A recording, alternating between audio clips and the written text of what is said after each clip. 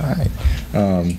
This won't take long. It's just I was reading through the Torah portion again today. Some things kind of came to my mind about the, kind of different plagues in the Passover, just different stuff that I've heard and teachings and so forth. So I don't know if people, we don't really know a whole lot about ancient Egypt, and they had many, many gods. And if you look at each of the 10 plagues that came out, they could be correlated to a specific one of the Egyptian gods. So it was one of Yahweh said, "Hey, your gods have no power. I'm the only one with power." So the first one we look at, the first plague was to turn the water into blood. They had a god named Hapi, which was the Egyptian god of the Nile. So once again, Yahweh came down and he just turned the river to blood, saying, "Here, I have power." That entity that you were calling a god of the Nile, he has no power over me. You got plague of frogs, had a god named Heket, which is the Egyptian goddess of fertility, water, renewal, and that god was depicted as having the head of a frog. Turning the earth into lice, the Egyptian had the god Geb, which was supposed to be over the dust of all the earth. And the plague of flies, they had a god named Kefiri, which was the god of creation, movement of the sun, rebirth, and that one had the head of a fly. I don't know, there seems to be a common thread here. All their gods seem to have heads of something else. It's just kind of weird. Yeah, exactly. Yeah. The death of cattle and livestock, they had a god called Hathor, who was the Egyptian goddess of love and protection. Usually this Egyptian goddess was depicted with the head of a cow. Boils, they had a god named Heka, which is supposed to be the god of magic and healing. So I read some of the places that they were saying, "Here, y'all have this god of healing. I'm going to put these boils on you. Let your god heal that." And obviously they couldn't. Had a god named Nut, which was supposed to be the god of the firmament that was supposed to protect them from the heavens. So once again, you're supposed to have a god that protects you from the heavens. I'm going to rain down hail from the heavens and then knock out your crops. And once again, he did, and their god had no protection for them. And had a god named Min, who was supposed to be the god of springtime and the god of the harvest. So Yahweh sent the locusts to eat up all their harvest. I'm sure we've all heard of Ra, the sun god. So Yahweh sent 3 days of darkness to show he had power over that, so he could take away their sun as well. And Kahunim was one of the most ancient gods of Egypt, who was depicted as having the head of a sheep. And so that kind of correlate to the death of the firstborn. So when in Exodus 8:25, it says, "Pharaoh then called to Moses and Aaron and said, 'Go slaughter to your Elohim in the land.' And Moses said, 'It is not right to do so, for we will be slaughtering the abomination of the Egyptians to Yahweh our Elohim. See, if we slaughter the abomination of the Egyptians before their eyes, would they not stone us?'" So once again, you had this god Kahunim, which was depicted as a sheep. So they were wanting to go slaughter sheep, and so Pharaoh was saying, "Y'all go ahead, slaughter your sheep here." But the Israelites knew that they couldn't do that because that would upset the Egyptians, because here they're considering the sheep as a sacred animal, kind of like the current Indians. They view the cow as sacred. So they knew that it wouldn't go well for them if they were to slaughter a bunch of sheep right there in Egypt. So I think the Passover meal kind of had a twofold purpose. The first was to test the obedience of the Israelites. Would they do what they were told to do? While Scripture doesn't mention it, I feel pretty confident that there were at least some Israelites who did not obey and lost their firstborn. Let's face it, they had a hard time obeying Yahweh in the desert even after they'd seen all this. So I think there was probably a few of them that didn't. So they didn't kill the goat and spread the blood on the doorpost, So the death of their firstborn would serve to teach the Israelites that Yahweh is faithful to carry out his word, be it blessing or curse. The second purpose was to be the final example of the Egyptians that their gods had no power. This is possibly the reason that Yahweh wanted them to cook the lamb whole. Remember, Kahunim, one of the most ancient gods of Egypt, who was depicted as having a sheep's head. Cooking a lamb whole could be to dispel any question in the Egyptians' minds what they were cooking. If they were to chop it up and put it small, it could be said, "Oh, well, that wasn't really a sheep. They were butchering something else." So that could be one reason he said, "No, go ahead and do it whole." so that there wasn't any question. And then the Israelites were to smear the blood on the doorpost as a sign to the Egyptians also that said, yes, those of us in this house, we killed one of your sacred lambs. Because surely Yahweh didn't need the blood on the doorpost to know who the Israelites or where they lived. So in addition to being told what they were to eat for the Passover meal, they were told how to prepare it and how to eat it.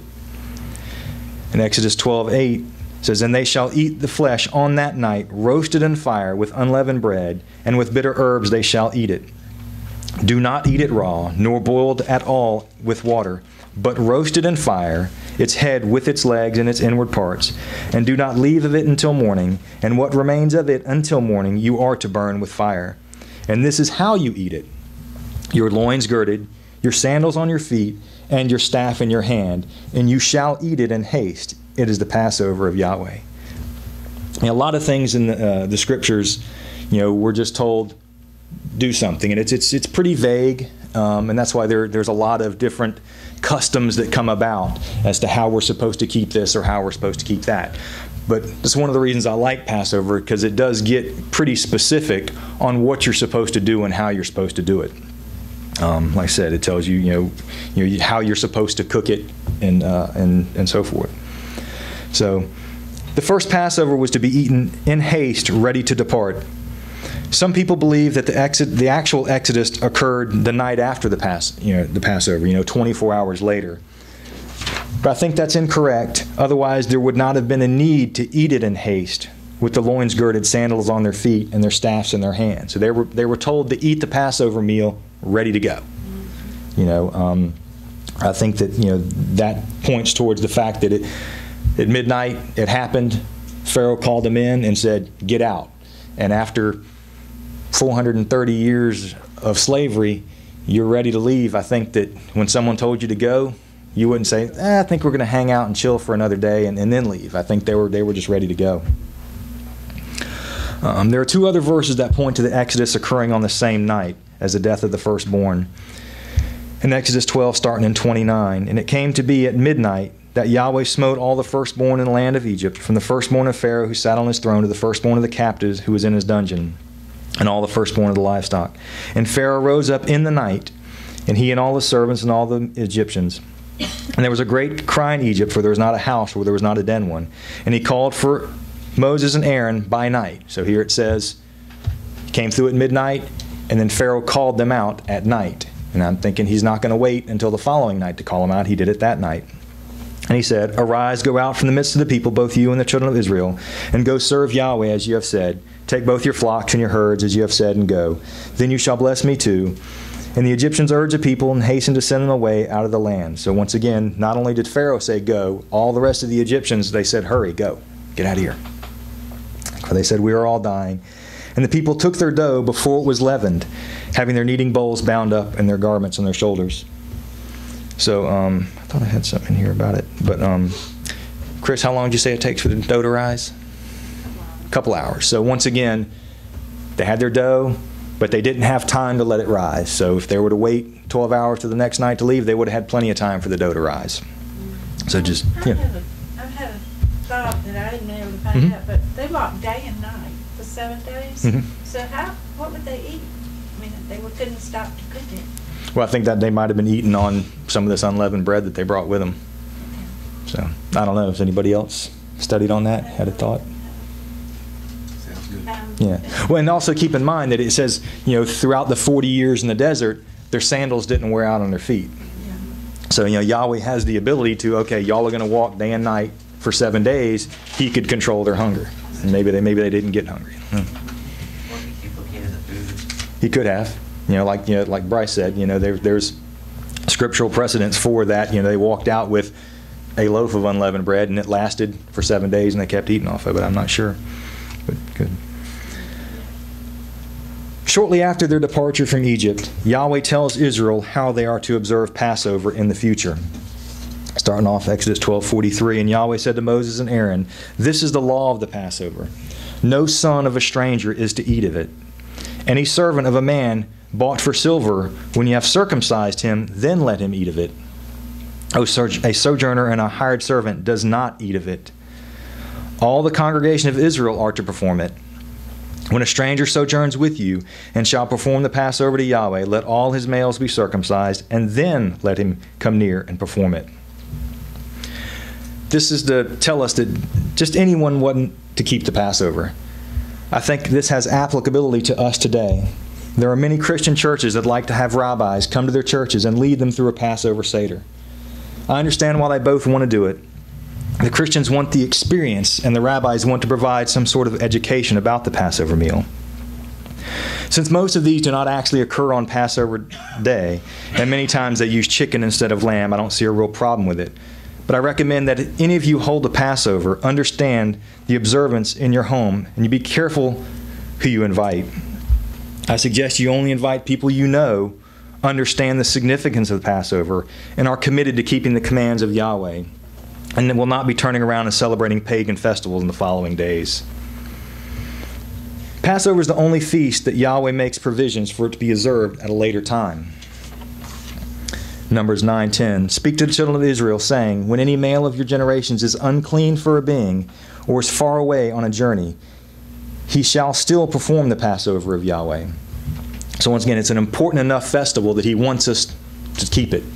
And if there's a reason why you can't keep it at their appointed time, he makes a provision for you to be able to keep it, again, it says on the 14th day of the second month, so 30 days later. Between the evenings they perform it. With unleavened bread and bitter herbs they eat it. They do not leave it until morning, and they do not break a bone of it. According to all the laws of the Passover, they perform it.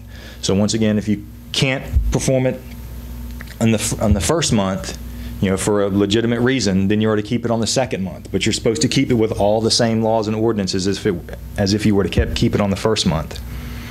And I think that this could kind of, in my mind, be prophetic, in kind of pointing towards the Jews, because our brother Judah hasn't taken part in the Passover lamb. They do not recognize Yeshua as the Messiah. So, I've thought about this for a couple of years, and it's interesting to me that it's this one feast that has to do with the Passover. There is this provision that at a later time you can keep it.